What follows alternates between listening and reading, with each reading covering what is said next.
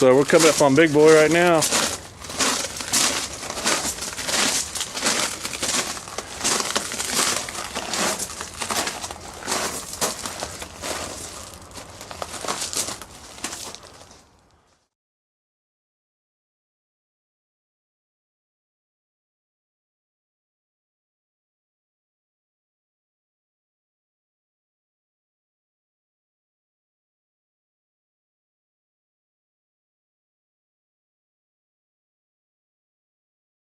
Take a look at the back of the tender and notice the capacity in gallons. Oh, 25,000 That's gallons. 25,000 gallons of water, because a steam locomotive has to have water and it has to have fuel. And so it had 25,000 gallons of water, and I think we decided 28 tons of coal that would take it for 100 How many tons miles. of coal? 28 tons. Of coal. 28 tons of coal. Take it 100 miles. And obviously, because of the enormity of the fuel that it was required, there wasn't a fireman sitting there with a shovel shoveling this like you see on smaller. They had an auger that would just drag it into the firebox. One of our challenges from moving this from Fair Park, this weighs a little over 2 million pounds. And so the two diesel locomotives that were used to pull it didn't have the braking power to stop it. And so the BNSF put 5 tank cars in the front, 5 tank cars in the back, because the brakes on this don't work. But in order to connect the air brakes, we had to hang this hose all the way down the side to provide air to the back tank cars. And then they drove about 10 or 15 miles an hour. So this is the Big Boy, huh? And, this is the Big Boy. Right, and this air hose was because there is an airline, but it was probably needed repair, and it was just more expeditious to put this hose in. Once it's moved to its permanent site, when we get the display tracks, they'll get rid of this hose, obviously. Yeah. It's got cable ties holding it on. Now, If you notice the back set of wheels, the first two are on a separate truck, those very two in the front, but this rest are all one solid piece, which makes for making curves really difficult. That's when right. You're running out in Wyoming and Montana and Utah, the tracks are pretty straight. Also, if you've got all that coal and all that water in there, the weight alone will keep the wheels on the tracks. For the move from Fair Park, we actually had them jack up some of the wheels so that if they did skew off the rail, they didn't cause a derailment. Oh, okay. We were coming out of Fair Park going through an S-curve, a very tight S-curve. Yeah. And pulling this thing out backwards going through an S-curve, it was matter of fact, did jump the track a couple of times. And that's when we got the idea of jacking up and shimming up the back axle. Basically, this was the only axle that wasn't shimmed up. Oh, yeah. The problem is, as we kept jacking up more axles, this one kept settling more and more because of the weight. But it made it through and made it out okay. And once we got it out on a straight line, then the F7 could pull it back and forth to what we call exercise it, to lubricate the joints. Now, you notice that some of the wheels, the white paint is missing. Yeah. Well, these trains, when they were in real service, didn't have white walls. That's something we do at the museum to make it look pretty and stand out. But where they couldn't reach because the wheel was in the upper part of the frame, so that's why when we rode it now, there's these blank spots where they could never reach to paint.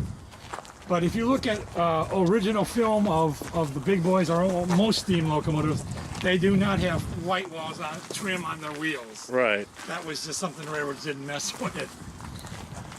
Again, you can see that the wheels are a little bit smaller than the 4501, but you've got 8 of them. So you know. Now, you can stand up beside that other wheel, and then I don't know if I can get up that one here, but you can see that this one's several inches lower on me than that other one, because this is designed for power, not for speed, although it would still go pretty fast. Now, because of the length of this locomotive, to make curves anywhere, it's called articulated. The steam, the actual boiler is one solid piece, but the sets of wheels are on independent suspension. So think of this as the train, this water bottle. Right. As the train reaches a curve, it goes like this, and then it follows it, so that you don't have to deal with, trying to get around curves and it derailing.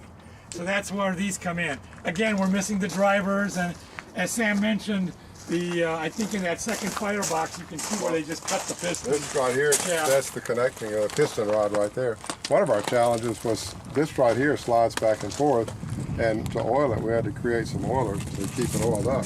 And the biggest thing was scraping the rust and stuff. I mean, we worked on these things for 2 years to get all the rust scraped off and Just lubricated to get it moved? just so we can move it. We move it 6 inches, and then it would, and then clean it some more, move it 6 inches, and the F7 kept doing it. Now right here, Bob was talking about it being articulated. If you look right here, see it's kind of a hole. This whole big thing right here is the hinge pin. Oh, okay. So this begins all the way to the front half of the train that's articulated.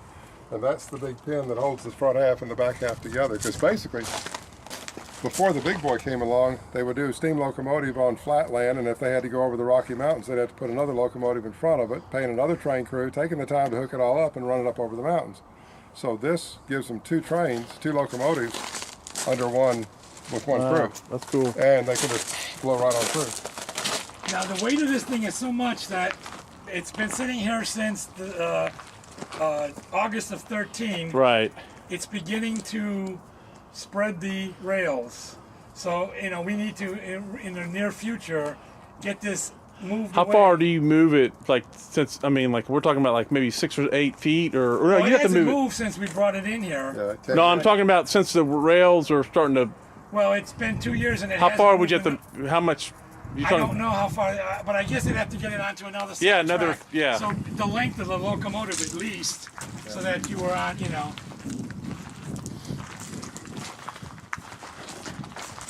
Now, I spoke about the colors. Here's the Santa Fe locomotive next in the freight colors, the blue and yellow. Let me get a front shot of the big boy real Well, quick. one of the cool things going on right now, you notice this is the 4018 big boy. Right. There were 25 of them built, numbered 4000 to 4024. And Union Pacific has gotten back the 4014 from California, and their intention is to restore it to full operation. And Are they restoring it right now? Yes. right now it's in Where is it at? It's in Cheyenne, Wyoming. Union Pacific Oh, Steam cool. Shop is in Cheyenne, Wyoming. So there is another, like, but they don't call it big boy. So there are 8 of them. There are 8 big boys. They still call. exist. Okay. Yep, and there are 8 big They just boys. have different numbers. Right. So this is 4018 big boy. Right, If you yeah. want to be specific, it's, and then the other one is it has It's got the some- 4014. Wow. And none of them are operational at this point. None of them have run probably since the Right. 50s. But they're going to restore the 4014, and within 2 years it'll be like the Challenger, and Right. it'll be able to run on excursions. Will this ever be restored to Probably not. It would cost millions to restore it yeah. because you'd have to go in and basically you have to take the boiler apart and take everything out and Yeah. restore that. That's just very cost prohibitive. That's why they ditched steam engines in the first place. The typical thinking is that a steam engine requires about 15 maintenance people all the time to keep it running. Right. It has to be always lubricated, refueled, rewatered every 100 miles or so. Diesel electric can be maintained by about 3 people, and it runs a lot further on a tank of fuel, and it's only burning up fuel, not coal and water. Right. And it's putting, I don't know if you've seen any of the videos of the big boys running. But they lay Oh, down some a of lot the of some light. older footage, you mean? Right, yeah. Well, if you go online, do a YouTube search for Union Pacific Big Boy. Okay. They've got several videos on there showing them in action, and then they are laying out the smoke. Just Also, at the second floor of the Heritage Museum, there is a video of this move. So Okay. even though it won't be steaming under its own power, you'll see some of We'll the take a look at that. activities. Yeah. you can see the locomotives and the tank cars and everything, and understand. The train came in on the. You stand up here, you can see that there's 2 tracks. Oh, okay. The big boy came in, all the stuff came Right. in on the track on this side, and then up here the 2 merged, and there's a switch, or was the switch has been pulled out Okay. now, but there was a switch, and we could back everything back. Oh, okay. Some handcraft service at some point, and those will be added to the collection also. Okay. So we're coming up on big boy right now.